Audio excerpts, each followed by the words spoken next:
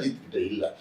அஜித்துக்கு எப்படின்னா அவருடைய லட்சியம் என்ன அப்படின்னா, அவர் சினிமாவில் ஜெயிக்கணுங்கிறது தான் அவர் லட்சியம், ஒரு டாப் ஸ்டாராக வரணுங்கிறது தான் அவர் லட்சியம், அது அவருடைய இலக்கு. அதை அப்படின்னா ப்ரொஃபஷனலாக வெற்றி அடையணும் அப்படின்னு நினைச்சாரு.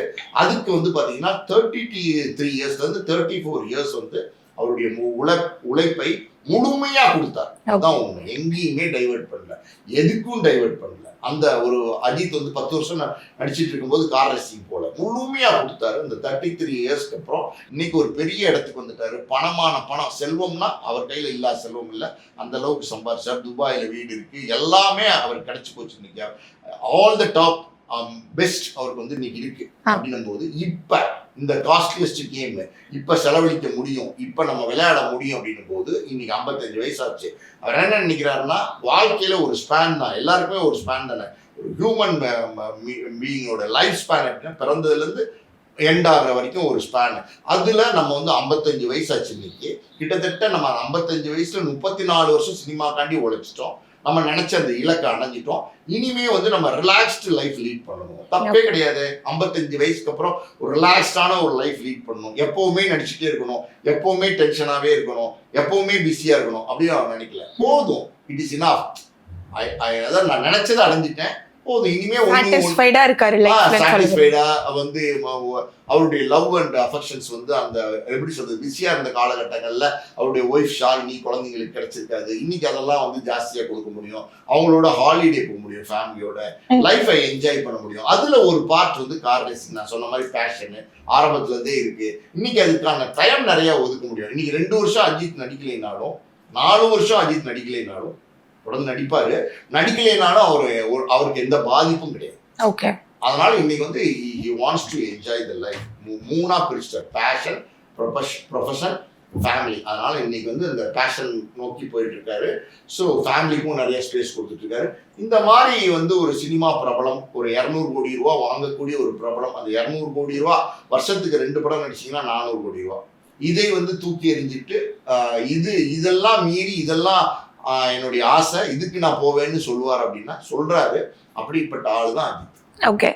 ஸோ இப்போ அஜித் ரேசிங் வச்சே ஆரம்பம், வலிமை, இந்த மாதிரி படங்கள்லாம் ஆக்ஷன்ல இதெல்லாம் கொண்டு வராங்க. பட் ஒருவேளை அஜித் யங்கா இருக்கும்போது இந்த மாதிரி அவரோட ரேசிங் எராவை நம்ம மிஸ் பண்ணிட்டோமா?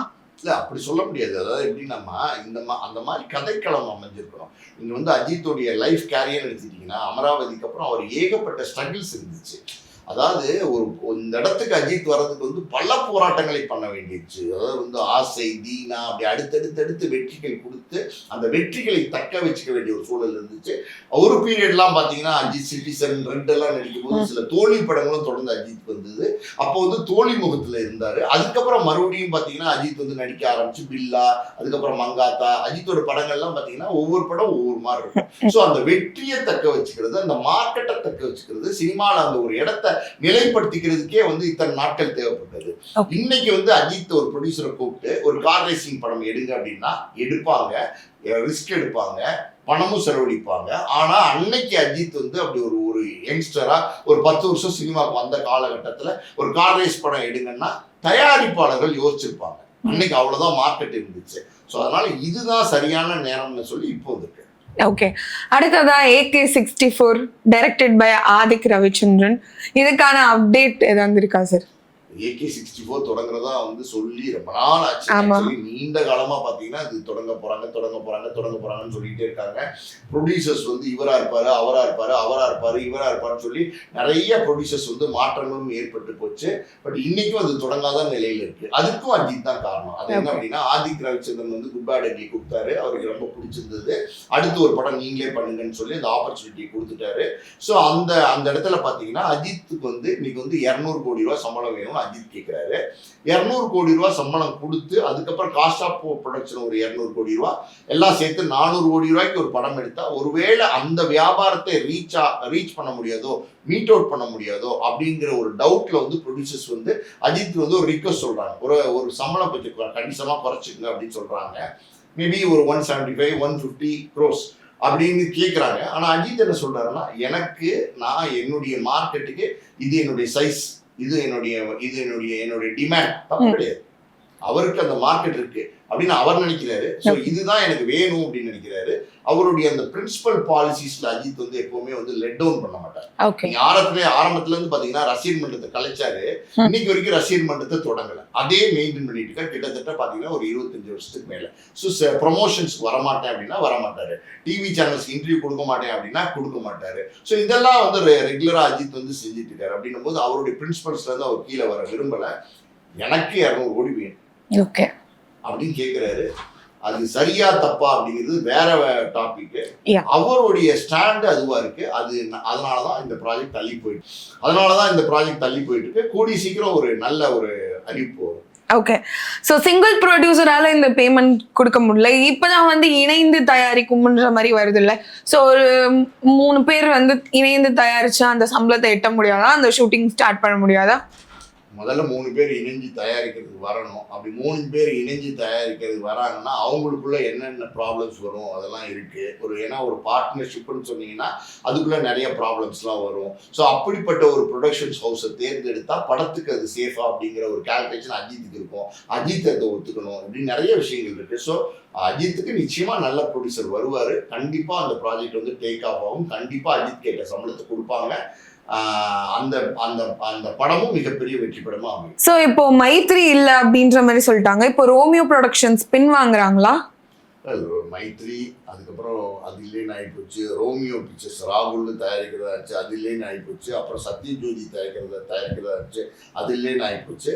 இப்போ இவங்கெல்லாம் வந்து இல்லைன்னு ஆகிப்போச்சு. இப்போ அடுத்து யார் அப்படிங்கிற கேள்விகள் இருந்துட்டு இருக்கு. நிறைய பேர் வந்து அஜித் அப்ரோச் பண்ணிட்டு தான் இருக்காங்க.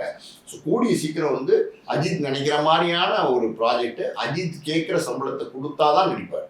அது அவருடைய பாலிசி. அதாவது வந்து நான் வந்து எனக்கு இருக்கிற மார்க்கெட்டு, எனக்கு இருக்கிற டிமாண்டுக்கு நான் கேட்குறேன், அது என்னுடைய உரிமை அப்படின்னு நினைக்கிறாரு. அது கொடுத்தாதான் நடிப்பேன்னு ஸ்டிக்கானா இருக்காரு. பல விஷயங்கள்ல பாலிசிஸ்ல ஸ்டிக்கானா இருக்கிறதுனால ஸோ இதுலேருந்து இறங்கி வரமாட்டான்னு நான் நினைக்கிறேன். ஆனால் அவர் கேட்குற சம்பளத்தை கொடுத்து படம் எடுக்கிறதுக்கு சீக்கிரமா ஒரு ப்ரொடியூசர் வந்து வருவார். ஓகே. அண்ட் ஃபைனலி இப்போ அஜித் அவர்கள் ரேசிங் போறாரு, அடி எல்லாமே படுறாரு. ஸோ ஒரு மனைவியா ஷாலினியோட மனநிலை என்னவா இருக்கு அவர் கணவன் ரேசிங் பண்ணும்போது? அதாவது வந்து மனைவியா ஒரு ஷாலினியோட மனநிலை வந்து ரொம்ப போல்டா இருக்கு. அது ஒண்ணு. ரெண்டாவது பாத்தீங்கன்னா ஒரு கணவன் மனைவி அப்படின்னா இப்படிதான் இருக்கணும். ஒரு கப்புள்ஸ் வந்து இந்த மாதிரி ஒரு அண்டர்ஸ்டாண்டிங்கோட இருக்கணும். ஷாலினியை பாத்தீங்கன்னா அவங்களும் திரைத்துறையில இருந்து வந்தவங்க தான். அஜித்குமார் தன்னுடைய கணவர், அவர் வந்து 2 குழந்தைங்களுக்கு வந்து தகப்பன் அப்படின்னும் போது ஒரு குடும்பத்தில் இருக்கிற ஒருத்தர் வந்து அஜித்குமார் வந்து பார்த்தீங்கன்னா சினிமா பிரபலமாக இருக்காரு. ஒரு சினிமாவில் நடித்தாலே 6 மாதத்துக்கு ஒரு 200 கோடினா வருஷத்துக்கு 400 கோடி ரூபா சம்பாரிச்சிருந்தும் போது இவ்வளோ ரிஸ்கான ஒரு கேமிங் வந்து அவர் பண்ணணுமா அப்படின்னா அது வேண்டான்னு ஷாலினி நினைச்சிருந்தாங்கன்னா அஜித்குமாரை தடுத்திருக்க முடியும். ஆனால் ஷாலினி என்ன நினைக்கிறாங்க அப்படின்னா அவருடைய ஆசை, ரிஸ்க் இருக்கு, வருமானம் இல்லை, சினிமாவில் வர வருமானத்தை விட்டுட்டு போறாரு, ஹெவி ரிஸ்க் இருக்கு, எல்லாம் மீறி அவருடைய ஆசை, அவர் ரேசிங் போகணும்னு நினைக்கிறாரு, போட்டும் அப்படின்னு வழி கொடுக்குறாங்க பார்த்தீங்களா, அவங்க ஓகேன்னு சொல்றாங்க பார்த்தீங்களா. அவங்க ஓகேன்னு சொன்னதுனாலதான் இது வந்து அஜித்துக்கு வந்து பாசிபிளா இருந்திருக்கு. ஸோ அப்படி ஒரு கப்பிள்ஸா, அப்படி ஒரு குடும்பமா அவங்க இருக்காங்க. ஓகே. லாஸ்ட்லி இப்போ சினிமாலையும் தான் ஸ்டன்ஸ் பண்றாங்க, ஆக்ஷன் மூவிஸ்ல, அதுல இல்லாத ரிஸ்க் ரேசிங்ல? சினிமாவில் ஸ்டன்ஸ் வந்து எப்படின்னா ஒரு ப்ரீ கால்குலேஷனு, இங்கேருந்து ஜம்ப் பண்ணணும், இந்த கார் எடுத்துகிட்டு போய் மோதணும், இந்த கார் பல்ட்டி அடிக்கணும், இது எல்லாமே பிளானிங்மா. ரெண்டாவது எப்படின்னா இந்த மாதிரி ஒரு காட்சி எடுக்க போகிறாங்க அப்படின்னா 99.99% வந்து இந்த ஹீரோவை நடிக்க வைக்க மாட்டாங்க. ஹீரோவை நடிக்க வச்சு ரிஸ்க் எடுக்க மாட்டாங்க.